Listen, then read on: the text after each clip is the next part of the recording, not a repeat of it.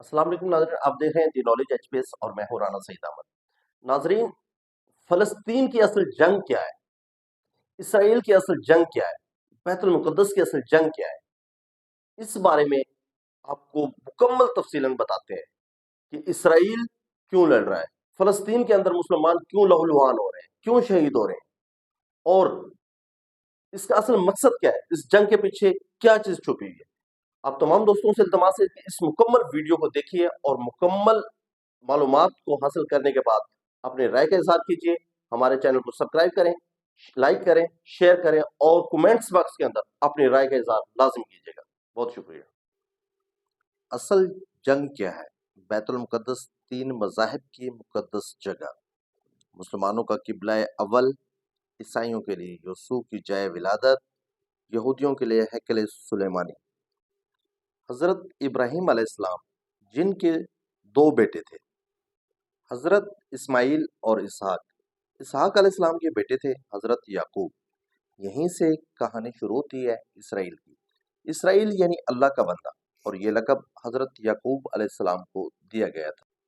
حضرت یوسف علیہ السلام جب کفیل مصر بنے تو آپ کو حکم ہوا کہ اپنے تمام خاندان یعنی آل یعقوب کو مصر بلایا جائے، اور مصر کی سرزمین کا ایک مخصوص حصہ ان کے لیے مختص کیا گیا، اور اللہ کی طرف سے کہا گیا کہ اے آل یعقوب، اس سرزمین میں آپ کی نسل سے کم و بیش 70,000 انبیاء کرام آئے۔ حضرت یوسف علیہ السلام کے بھائی یہودا کی نسل آگے بڑھی تو اس میں آنے والے تمام بنی اسرائیلی یہودی کہلائے۔ وقت گزرتا گیا اور حضرت موسیٰ علیہ السلام کا دور آیا۔ تمہارے لیے برکتیں ہیں۔ حضرت یوسف علیہ السلام 12 بھائی تھے، اس لیے اللہ تعالیٰ نے ان کے لیے 12 چشمے جاری کیے، اور یوں اس سرزمین کا نام حضرت یعقوب کے لقب سے اسرائیل پڑ گیا، جسے آج یروشلم بھی کہا جاتا ہے۔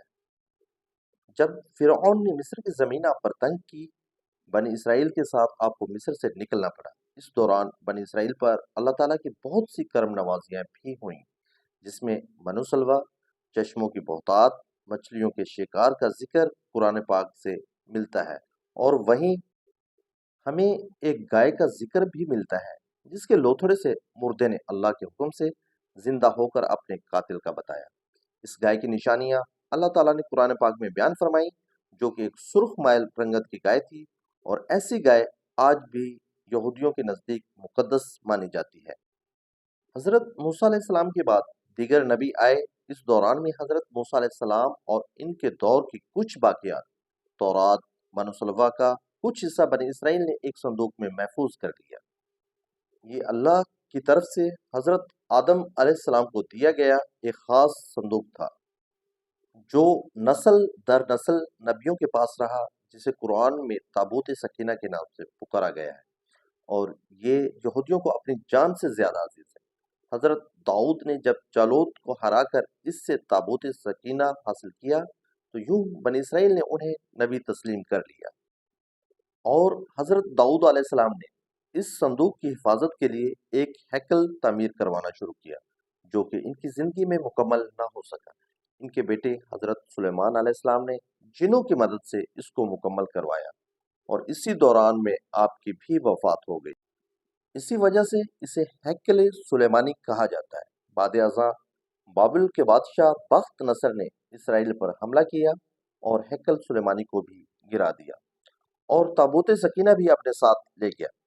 سپرس دی گریٹ نے دوبارہ یہ شہر حاصل کیا، یہودیوں کو دوبارہ یہاں آباد کیا، اور تابوت سکینہ کو بھی واپس لایا گیا۔ ہیکل سلیمانی ایک دفعہ پھر تعمیر کیا گیا۔ پھر وقت گزرا اور حضرت عیسیٰ علیہ السلام کی آمد ہوئی، جنہیں نعوذ باللہ یہودیوں نے دجال، ناجائز اور کیا کیا لقب دیے۔ یہاں سے یہودیوں میں سے دو الگ قومیں ہو گئیں، ایک یہودی اور دوسرے عیسائی۔ یہودیوں نے سازش کر کے حضرت عیسیٰ علیہ السلام کو صلیب پر چڑھانا چاہا، اور اللہ تعالیٰ نے انہیں اپنے پاس اٹھا لیا۔ اس کے بعد یہودیوں اور عیسائیوں میں کئی چھوٹی موٹی جنگیں ہوئیں۔ پھر عیسائی رومی بادشاہ ٹائٹس نے اس شدت سے یروشلم پر حملہ کیا کہ اس کے پورے علاقے کی اینٹ سے اینٹ بجا دی، ہیکل سلیمانی کو گرا دیا، جس کی صرف ایک دیوار اپنی اصلی حالت میں موجود ہے، جس سے دیوار گریا یعنی وائلنگ وار کہا جاتا ہے، جہاں یہودی جا کر تورات کی تلاوت کرتے ہیں اور گریہ زارہ کرتے ہیں۔ تابوت سکینہ بھی نہ جانے کب کہاں غائب ہو گیا۔ ٹائٹس کے حملے کے بعد یہودی آخری نبی کے انتظار میں تھے، کیونکہ اللہ پاک کا ان سے وعدہ تھا کہ انہیں پھر عروج بخشا جائے گا۔ اس وعدے کا ذکر سورہ بقرہ میں موجود ہے کہ اے بنی اسرائیل، ان نعمتوں کو یاد کرو جو تم پر کی گئیں اور اپنا وعدہ پورا کرو، ایمان لاؤ تاکہ ہم بھی اپنا وعدہ پورا کریں۔ قیامت کی نشانیوں میں سے ایک نشانی یہ بھی ہے کہ ہیکل سلیمانی کی 3 دفعہ ہوگی، جو کہ 2 دفعہ ہو چکی ہے۔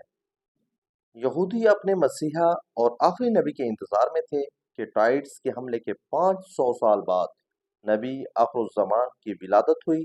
یہاں یہودیوں کو یہ جھٹکا لگا کہ سارے نبی حضرت اسحاق علیہ السلام کی نسل سے ہیں، تو آخری نبی حضرت اسماعیل علیہ السلام کی نسل سے کیوں کر آ گئے، اور انہوں نے ایمان لانے سے انکار کر دیا۔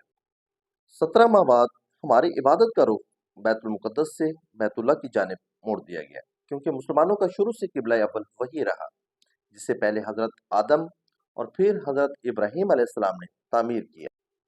حضرت عمر فاروق رضی اللہ تعالیٰ عنہ کے دور حکومت میں اسرائیل یعنی یروشلم پر عیسائیوں کا قبضہ تھا۔ بیت المقدس کے ہی احاطے میں انہوں نے گرجا گھر تعمیر کیا ہوا تھا، اور عین تابوت سکینہ والی جگہ وہ گند پھینکا کرتے تھے یہودیوں کی نفرت میں۔ یروشلم کی فتح کے وقت جب حضرت عمر وہاں گئے تو عیسائیوں پر برہم ہوئے۔ خلافت عباسیہ تک یروشلم ایک مسلم شہر رہا۔ اس کے بعد عیسائیوں نے دوبارہ یروشلم پر حملہ کر کے اس پر قبضہ کر دیا۔ صلاح الدین ایوبی نے عیسائیوں کے خلاف 50 سے زائد جنگیں کر کے بیت المقدس دوبارہ حاصل کیا، اور پھر 700 سالوں تک یہ خلافت عثمانیہ کے زیر سلطنت رہا۔ یہودیوں کو بھی دیوار گریہ تک اپنے مذہبی اقدامات کی آزادی رہی، اور یہودی آہستہ آہستہ پھر یروشلم میں آباد ہونا شروع ہو گئے۔ اس دوران میں کئی بار انہوں نے خلافت عثمانیہ کے سلطان کو پیسوں کے عوض یروشلم انہیں سونپنے کا لالچ دیا، لیکن ناکام رہے۔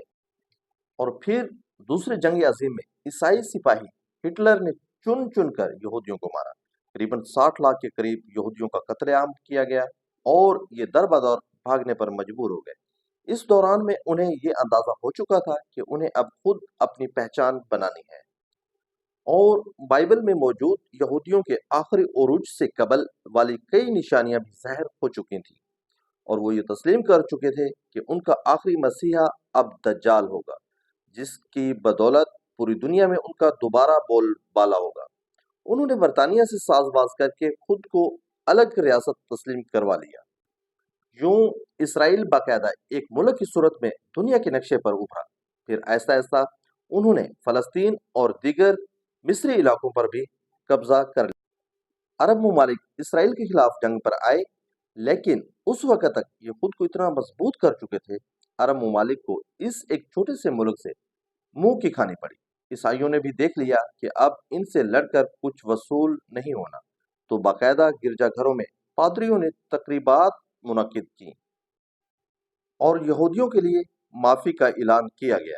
یوں سیاسی اور اقتصادی مفاد پرستی نے 2000 سالوں سے ایک دوسرے کے ازلی و جانی دشمنوں کو ایک صف میں لا کھڑا کیا، اور قرآن کی بات بھی سچ ہوگی کہ یہود و نصارہ ایک دوسرے کے دوست ہیں۔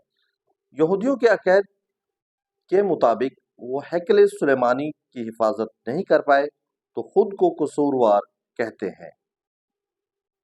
وہ خود کو سزا دینے کے لیے زنجیروں اور چمڑے سے پیٹتے ہیں اور دیوار گریہ کے پاس آہوزاری کرتے ہیں۔ وہ ایمان رکھتے ہیں تیسری بار انہیں پوری دنیا میں حکمرانی حاصل ہوگی، اس کے لیے انہیں مسجد اقصی کو گرانا ہوگا، جس کی تیاری وہ کر چکے ہیں۔ کب سے مسجد اقصی کے نیچے بارودی سرنگیں بچھا دی گئی ہیں۔ اس کے بعد ہیکل سلیمانی تعمیر کر کے تابوت سکینہ وہاں رکھنا ہے۔ تابوت سکینہ بھی وہ دوبارہ حاصل کر چکے ہیں، لیکن مسئلہ تھا سرخ گائے، کیونکہ ان کے عقیدے کے مطابق وہ ناپاک ہیں، اور جب تک پاک نہیں ہو جاتے ہیکل سلیمانی تعمیر نہیں کر سکتے، اور پاک ہونے کے لیے سرخ گائے کی قربانی دینا ہوگی۔ وہ گائے جس کی نشانیاں قرآن پاک میں بیان کی گئی ہیں، जो उस वक्त भी उन्हें ढूंढने में मुश्किल हुई थी। अब भी 100 साल तक वो ऐसी गाय की तलाश करते रहे। टेक्नोलॉजी का इस्तेमाल करते हुए बच्चा पैदा करने का कामयाब तजर्बा किया। उन्होंने फिर इस तजर्बे की बदौलत वैसी निशानियों वाली गाय पैदा करने की कोशिश की गई, लेकिन नाकाम रहे। 2019 में एक अमेरिकी रियासत से 5 अदद वैसी गायें उन्हें मिल गईं, जिनके जिस्म पर सुर्ख रंग के अलावा और कोई बाल नहीं था। उन्हें कभी काम के लिए इस्तेमाल नहीं किया गया था। अगली निशानी कि इन पर किसी बीमारी का असर नहीं होना चाहिए। पूरी दुनिया में कोड फैलाकर मुख्तलिफ जानवरों के साथ उन्हें भी टेस्ट किया गया और इन पर इस बीमारी का कोई असर ना हुआ। Red hyper found मॉस्ट्री of red hyper, ये गूगल में सर्च करके आप इस मुतालिक तफसील से पढ़ सकते हैं। अलगर्ज कुर्बो क़यामत और दज्जाल के ज़हूर वाली तमाम तर तैयारियां वो मुकम्मल कर चुके हैं। अपनी मर्जी के डॉक्टर, इंजीनियर, बच्चे पैदा करना, 9D टेक्नोलॉजी की मदद से एक जगह होते हुए कई जगह मौजूद रहना, अपनी मर्जी के मौसम बनाना, जब चाहो बारिश बरसा देना, चंद दिनों में पूरी दुनिया घूम लेना, ये सब दज्जाली निशानी है जो आज के दौर में कोई मुश्किल काम नहीं है। हमारे इस्लाम में बताई गई क़यामत की निशानियों की उन्होंने इतने अच्छे से तैयारी कर ली है कि गरकद के दरख्त लगा दिए जो उन्हें पनाह देंगे। बाबिलात, जिस जगह अहादीस के मुताबिक दज्जाल का हजरत ईसा अलैहिस्सलाम के हाथों कत्ल होने का जिक्र मौजूद है, इस जगह वो दज्जाल के फरार के लिए एयरपोर्ट बना चुके हैं। ये सब तो कुर्बत क़यामत की निशानी है और हिकल सुलेमानी ने भी बन कर रहना है। फिर असल जंग क्या है? असल जंग अकायद की है। हम अपने अकायद में इस कदर कमज़ोर हो चुके हैं कि नमाज पढ़ें या ना पढ़ें, हमें फ़र्क नहीं पड़ता। अपने बहन भाइयों का हक खाकर खुशी महसूस करते हैं और फ़िरकों के खराफात में उलझे हुए हैं। फ़लस्तीनियों के लिए सिवाय दुआ और एहतजाज के हम क्या कर सकते हैं? क्या हम अपने अकायद के इतने मजबूत हैं कि डॉलर के बहकावे में ना आए? क्या हम यहूदियों के मुकाबले में निकलने वाले खरासान मुजाहिदीन की लिस्ट में आते हैं या बस सोशल मीडिया के तमाशाई हैं? अगर आज दज्जाल ज़ाहिर हो जाए और तौबा का दरवाज़ा बंद हो जाए, तो हमारी आखिरत के लिए क्या तैयारी है? सोचकर जवाब ज़रूर दीजिएगा। तमाम दोस्तों से गुजारिश है कि इस वीडियो को ज़्यादा से ज़्यादा शेयर करें ताकि ये पैगाम तमाम मुसलमानों तक बआसानी पहुंच सके। शुक्रिया।